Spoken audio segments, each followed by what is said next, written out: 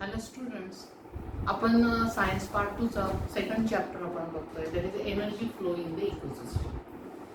आता what is mean by ecosystem?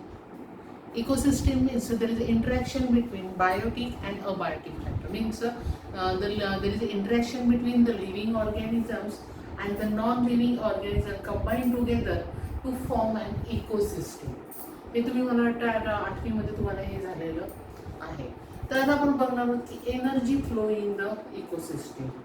That is you can learn about the classification of the living organism on the basis of their nutrient.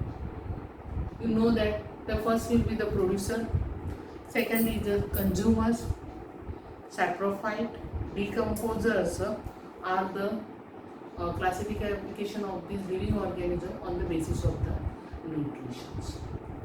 And you know that these consumers can be classified at it is a different type of the consumer depend upon this each tropical level of the ecosystems. आता आपण बघणार आहोत की हे consumer जे आहेत ज्याला जे प्रोड्युसरवर डिपेंड आहे. You know that producer means the plant which can prepare their own foods. बरोबर आहे. आणि त्याच्यावर डिपेंड कोण आहे? कंझ्युमर्स. कंझ्युमर्सवर सॅप्रोफाइट देन डिकम्पोजर हे सगळं तुम्हाला माहिती आहे, तुम्ही गेल्या वर्षी शिकलेला आहात. आता आपण बघणार आहोत की different tropical levels of the ecosystem are the given below. The first will be the primary consumers.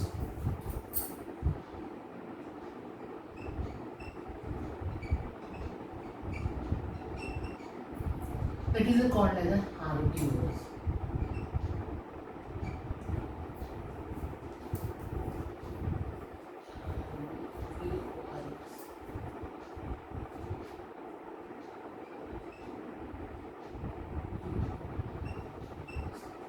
You know that herbivores which is called as a primary consumer. बरोबर आहे. आता herbivores म्हणजे काय माहिती आहे तुम्हाला? ते तुम्हाला गेल्या वर्षी झालेलं आहे. That is they are directly depend upon the autotrophic life. Means such a living organism which can eat only the producer, means which can be eat only the plants. जे ॲनिमल फक्त वनस्पती खातात लिव्हिंग ऑर्गॅनिझम त्याला आपण म्हटलं तर herbivorous. बरोबर आहे. Means they directly depend upon the plants is called as a हार्बिवर.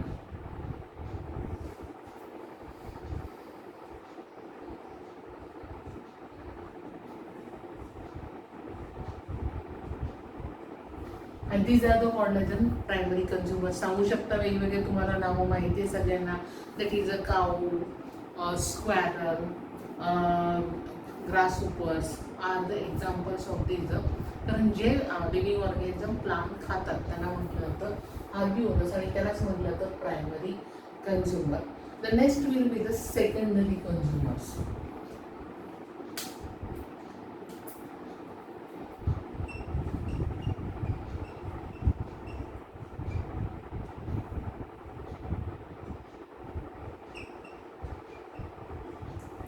त्याला म्हटलं जातं कार्निवोरस. माहिती कार्निवोरस म्हणजे काय? That is this consumers which is depend upon the herbivorous as their food. म्हणजे ते काय करतात की हार्बिवोरसवर त्या अन्न म्हणून त्याचा वापर करतात. फॉर एक्झाम्पल्स म्हणजेच काय की असे ॲनिमल्स की ते फक्त हार्बिवोरस लिव्हिंग ऑर्गॅनिझमला खातात त्याला म्हटलं तर कार्निवोरस. बरोबर आहे. Means the consumer which can use a herbivorous as a food.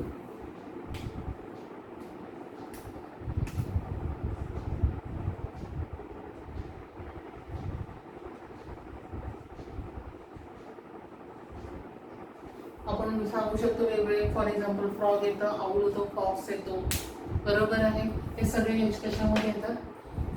आपल्याला secondary consumer. The last will be the apex or the top consumers.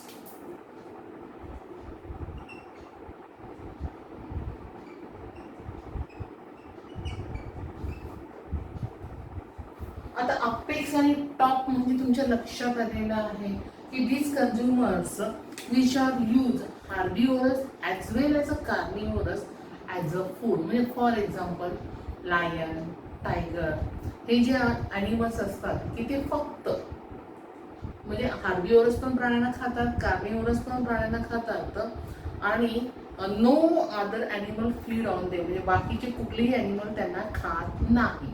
त्यांना आपण काय म्हटलं तर apex consumer or the top consumers, for example lion or the tiger means they can be use the herbivorous and carnivorous as a food.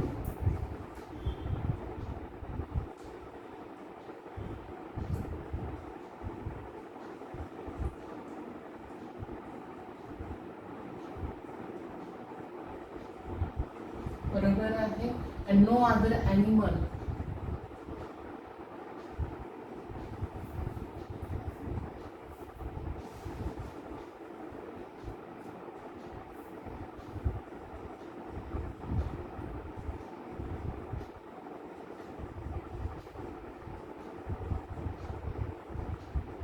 म्हणजे कुठली animal त्यांना खात नाही, फॉर एक्झाम्पल लायन आणि टायगर. आणि लास्ट विल बी त्याला म्हटलं तो लास्ट आहे जो प्रकार कंझ्युमरचा, त्याला म्हटलं जातं ओमनिव्हरस.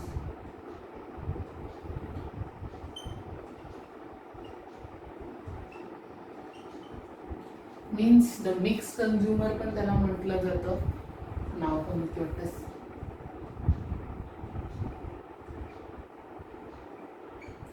असं सगळ्यात उत्तम उदाहरण म्हणजे ह्युमन बिंग.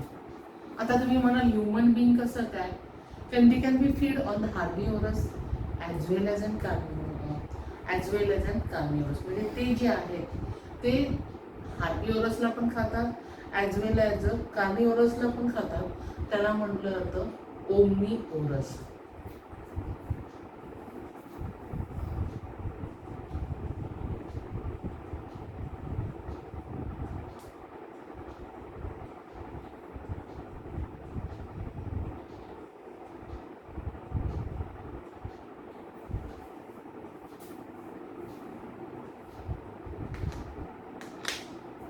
ॲज अ त्याला आपण म्हणतो ह्युमन बिंग. म्हणजे तुमच्या लक्षात आलं ट्रॉपिकल लेव्हल्स, प्रायमरी कंझ्युमर म्हणजे they are use of plant as a food, म्हणजे herbivorous, secondary carnivorous means these are the use the herbivores as a food. Apex means tiger or the lion, and the omnivorous, that is a mixed consumer as like us. Human being, deer is examples of these omnivorous consumers. आता तुम्ही मला वाटतं जॉग्रफीमध्ये एक गोष्ट शिकायला ज्याला तुम्ही food chain असं म्हटलं जातं, तुम्ही अभ्यासलेली आहे. त्याला आपण मराठीमध्ये अन्न साखळी पण म्हणतो. बरोबर आहे. मला वाटतं तुमच्या पुस्तकामध्ये अन्न साखळी पण दाखवलेली होती. मी फॉर एक्झाम्पल मी नावं लिहित झाले तुमच्या लक्षात येईल बघा. असे ग्रास असतात. The grass can be eaten by the grass Hooper. बरोबर आहे. The grasshopper is eaten by the frog. The frog can be eaten by the snake, and the snake can be eaten by the eagle. एक food chain तुम्ही study केलेली असेल जॉग्रफीमध्ये. Means the grass which is called as autotrophs. बरोबर आहे. Means the plant which can take the energy from the suns and convert into the chemical energy and convert the foods, and this grass can be eaten by the grasshopper. The grasshopper can be eaten by the frog, and frog can be eaten by the snake, and the snake is eaten by the eagle. मग ही जी आपल्याला तुम्हाला जी chain तयार झालेली आहे दिसते, बरोबर आहे, त्याचा definite sequence of the interaction of this living organism is called as a food chain. त्याला आपण काय म्हणतो, फूड चेन असं म्हटलं जातं. And this food chain that can be, there are different food chains can be interacted with each other to form the food web. आता मी जे काय म्हटलं हे तुम्हाला फूड चेन लक्षात आलेली आहे की काय चेन आहे. आता फूड वेब मी म्हटलेलं आहे. बरोबर आहे. म्हणजे वेगवेगळी जी फूड चेन आहे ती एकमेकांना कनेक्ट होऊन जे जाळं तयार होतं त्याला म्हटलं तर फूड वेब असं म्हटलं जातं. For example, suppose one living insect is there. Insect can be eat not only the one type of the plants, plant leaf, they can be eaten with the different type of the plants. म्हणजे फक्त एकाच झाडाचं पान नाही खात, वेगवेगळ्या झाडाचे होतात. आता जो इन्सेक्ट आहे which is not only eaten by the frog, म्हणजे ते फक्त फ्रॉगच नाही खात, it can be also eaten by the lizards, birds, बरोबर आहे. म्हणजे त्यालाच फक्त काही ते खात नाही, म्हणजे ती दुसरी पण चेन तयार होते. म्हणजे अशा वेगवेगळ्या ज्या फूड चेन आहेत they are interact with each other and combine to form the food web. म्हणजे अशा तऱ्हेने दुसरी फूड वेव आपली तयार झालेली तुम्हाला दिसते, बरोबर आहे. म्हणजेच आता त्याच्यानंतर तुम्हाला पान नंबर 82 वर तुम्हाला यूज युअर ब्रेनचा जो टॉपिक आहे, खाली ॲनिमल्स आणि हे दिलेलं आहे फिगर नंबर 7.2 हे हा जो टॉपिक आहे हा तुम्हाला अभ्यासक्रमामधून वगळलेला आहे. मी वाटल्यास तुम्हाला तेव्हा एकदा टाकेन कोणकोणता टॉपिक वगळलेला आहे ते. तर हा छोटासा टॉपिक आहे तो वगळलेला आहे. आलं लक्षात. पान नंबर 82 वरचा जो आहे यूज युअर ब्रेन जो वरचा टॉपिक आहे तो मात्र वगळलेला आहे. आता म्हणजे तुमच्या लक्षात आलेलं आहे की कसं फूड चेन तयार होते, कसं फूड वेव तयार होतं, हे तुम्ही आधी पण शिकलेला आहात, बरोबर आहे. आता आपण बघणार आहोत एनर्जी पिरामिड. हे तुमच्या लक्षात आलेलं आहे. प्रायमरी कंझ्युमर्स, ट्रॉपिकल लेवल्स आपण बघितलेले आहेत. आता एनर्जी पिरामिड आपण बघणार आहे. आता पिरामिड तर तुम्हाला सगळ्यांना माहिती आहे कशी फिगर असते ती. आता आपण एनर्जी पिरामिड मध्ये बघणार आहोत. एनर्जी पिरामिड कशी आहे.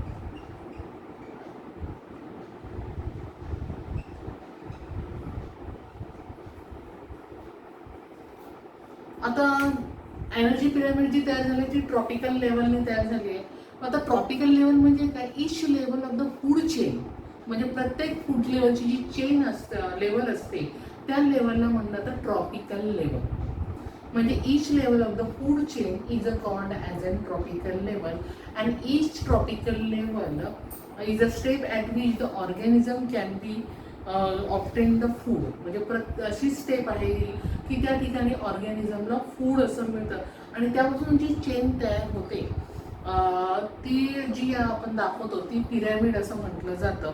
आता ते कसं काय ते होते, आता बघा मी फॉर एक्झाम्पल तुम्हाला दाखवते की all the living organisms, all the living organism म्हणण्यापेक्षा ऑल द प्रोड्युसर्स असं म्हटलं तरी चालणार आहे.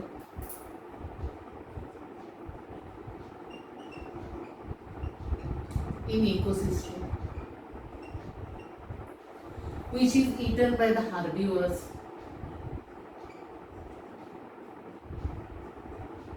The herbivorous is eaten by the carnivorous and the carnivorous eaten by the omnivorous. मग ही जी आपली पिरॅमिड जो तयार झालेला आहे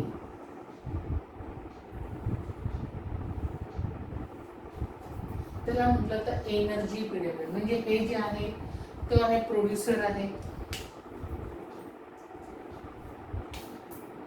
हे प्रोड्युसर आहे बेसला. त्या प्रोड्युसरवर कोण डिपेंड आहे, दॅट इज अ हार्बिवरस म्हणजे फर्स्ट ट्रॉपिकल लेवल आहे. these are the second tropical level आहे and it will be the omnivorous will be the third tropical levels, बरोबर आहे. आणि जी डायग्राम जी तयार होते तुम्हाला दिसते ती म्हणजे पिरॅमिडची आहे, बरोबर आहे. आणि ह्याच्यामध्ये तुम्हाला लक्षात घ्या तर amount of the energy will be the decreases from the lower, म्हणजे amount of the energy higher at a lower and it is gradually decreases when it goes to the upper sides and highest level ला the energy will be the low. आता तुम्ही म्हणते energy will be the low म्हणजे नक्की काय ते मी तुम्हाला सांगते. आता तुम्हाला माहिती आहे की जी आहे एनर्जी जी आहे, आता तुम्हाला माहिती आहे की plant can be produce their food, बरोबर आहे. मग how plant can be produce their food, the plant can be taken the solar energy and from the solar energy they can be prepare the food, बरोबर आहे. means the plant can be trap the solar energy but then this plant can be eaten by the herbivorous, बरोबर, first tropical levels and each level the energy will be exchange. आता ह्याची energy कोणाला मिळणार आहे, हार्बिवरस प्लांटला मिळणार आहे, बरोबर आहे. मग पुन्हा जेव्हा इंटरॅक्शन होतं तेव्हा some amount of the energy will be the decreases then it can be eaten by the carnivorous जेव्हा इथे देखील एनर्जी एक्सचेंज होते त्यावेळेला देखील एनर्जी थोडीशी कमी होत जाणार आहे. अँड ॲट द टॉपला इट गेट द हायर लेवलला it can get the lowest energy level. आता जनरली तुम्हाला मी असं जे काय म्हणते ते तुमच्या अजून लक्षात आलं नाही आहे की तुम्हाला माहिती आहे की जी खालची जर आहे आता इथं बघा खालच्या बेसला जे आहे ऑल प्रोड्युसर आहे त्याची संख्या कशी आहे सर्वात जास्त आहे. बरोबर आहे. त्याच्यानंतर वरच्या लेवलला गेलं की हळूहळू त्यांची जी संख्या आहे ती हळूहळू काय दिसते तुम्हाला the number of the organism will be the decreases when we go to the upper लेवलला. जसं आपण वरवर जाऊ तसं जसं की number of the organism level will be the decreases. Similarly the energy will be the decreases in these pyramids and this pyramid called as a pyramid of the energy. आता कसं काय डिक्रीज एक्झाम्पल मी तुम्हाला घेते सीचं आपण घेऊया समुद्राच्या पाण्यामधले ecosystem मध्ये. आता कसं काय तर सगळ्यात जे खाली जे म्हणजे छोटे छोटे जे प्लांट असतात त्याला म्हणतात फायलोप्लॅन्क्टन.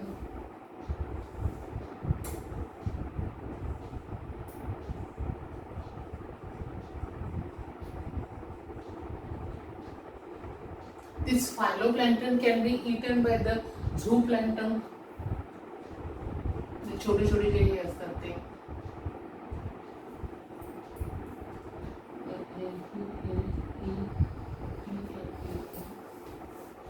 KT1, so spiritually KT1. These zooplanktons can be also eaten by the fish, and the fish can be eaten by the human. बरोबर आहे ना. समुद्रामध्ये जे छोटे छोटे प्लांट्स असतात त्याला फायटोप्लॅन्क्टन्स म्हणतात. It can be eaten by the zooplankton. Zooplanktons can be eaten by the fish and fish can be eaten by the human being.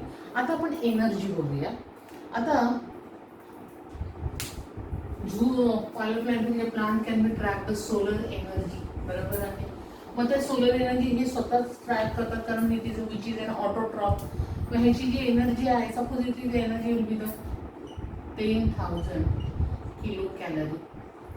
आणि जेव्हा ही एनर्जी जेव्हा ह्या प्लांटला ह्या ज्या झू प्लांट खातात ते जर interaction of the energy will be the takes and some amount the energy will be decreases and zooplankton get the energy will be the 1,000 kilo calorie.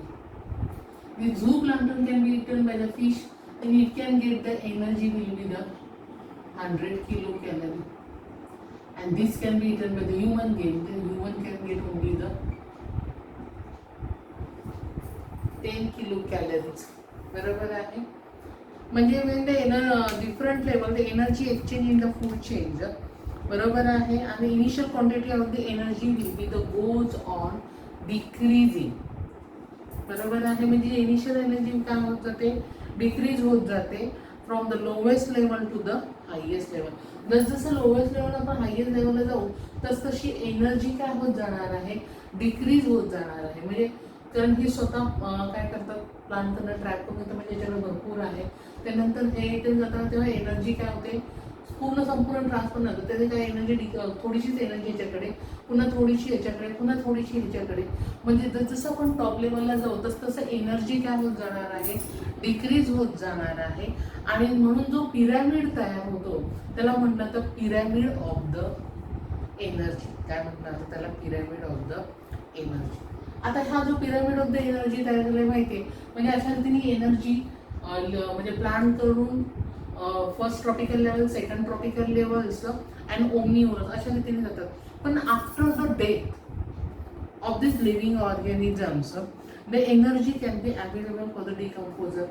आता हे डिकम्पोजर कोणकोणते तर तुम्हाला माहिती आहे फंगीज बॅक्टेरिया हे जे आहेत other micro organism which can be decompose the body. That's why it is a called as a decomposer. मग ते बॉडीला काय करतात डिकम्पोज करतात. बरोबर आहे. आता इन दिस प्रोसेस काय होतात the food is a converted into the simple carbon compound means simple carbon कंपाऊंडमध्ये फॉर्म करतात आणि they can be easily mix in the soil and again it can be taken by the plant. आलं लक्षात. In this way the chain will be the continuous. बरोबर आहे. म्हणजेच ते पुन्हा ती कोणाला मिळतं ते सिम्पल कार्बन कंपाऊंड हा कोणाला मिळतो पुन्हा परत सॉईलमधून कोण घेतं, प्लांट घेतं. म्हणजेच मी तुम्हाला काय म्हटलं की हे जे प्लांट आहेत ते सगळीकडनं हे करतात, न्यूट्रिएंट घेतात, ते न्यूट्रिएंट ट्रान्सफर सगळ्यांना लास्ट ट्रॉपिकल लेवलपर्यंत जातात. Last tropical in the death of the all the organism, then it is decompose by the decomposers, then they can be converted in complex carbon compound into the simple carbon compound, and it can be easily mixed with the soil, water and the air. हे त्याच्यामध्ये बरोबर mix होतात आणि again plant can be take this and there will be the continuous changes there. बरोबर आहे. In this way the food web will be the there is a mode of the nutrition is there, way food web will be come and where is the mode of the nutrient energy and will be the continuous in the ecosystem. आता मी तुम्हाला म्हटलेलं आहे की sun is a most important source of the energy in the earth. बरोबर आहे. आपला जो सन जो आहे, आपल्याकडे एनर्जी मेन सोर्स कोण आहे, सन आहे. आता हा सन जो आहे ॲक्च्युली ग्रीन प्लांट काय करतं की हे जे green plant can B trap the solar energies. बरोबर आहे. आणि they can B store in the form of the foods. And this when the food can be eaten by the first tropical level, second tropical level and third tropical level. In this way the energy this energy will be the transfer plant कडून first tropical level, then second tropical level, then third tropical level, and after the death, बरोबर आहे, the decomposer can be dissipated this energy, but they dissipate the some amount of the energy in the form of the heat, and but this energy cannot be returned again to the sun. पुन्हा ती जी energy सन कडून आलेली आहे ती पुन्हा परत आपल्या सन कडे परत जात नाहीये. That's why the such passage of the energy is refer to as a one way transport. हा जो ट्रान्सपोर्ट आहे हा मात्र वन वे, सायक्लिक नाहीये. आपल्याला माहिती आहे की प्लांट ती एनर्जी घेतो, सनकडून घेतो, सनकडून ती एनर्जी घेतल्यानंतर first tropical level, second tropical level, top tropical level, आणि आफ्टर द डेथ झाल्यानंतर डिकम्पोजर ते डिकम्पोज करतात. बरोबर आहे. And the some amount of the energy will be the dissipated in the form of the heat. पण ती heat जी form म्हणजे डिसिपेट झालेली जी हीट आहे it cannot again go towards the sun. पुन्हा ती एनर्जी सनकडे परत जात नाहीये. And such passage of the energy is refer to as and the one way transport.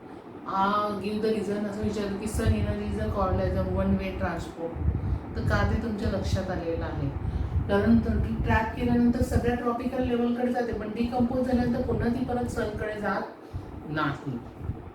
आलं लक्षात तुमच्या. आता ह्याच्यामध्ये देखील पान number 83 were use your brain आणि institute of the work, think about it आणि यूज युअर ब्रेन, हे जे चार चौकोन आहेत, वरच्या भागात 2 आणि खालच्या भागात 2, पॅन नंबर 83 वरचं ते मात्र काय झालेलं आहे, ह्याच्यामधून अभ्यासक्रमातून वगळलेला भाग आहे. Think about it, use your brains, 2 आहेत यूज युअर ब्रेन आणि इन्स्टिट्यूट ऑफ द वर्क. आलं लक्षात. ते तुमच्या ह्याच्यातून तुम्ही ते कॅन्सल करायचं, ते परीक्षेला नाहीये, हा वगळलेला टॉपिक आहे. थँक्यू.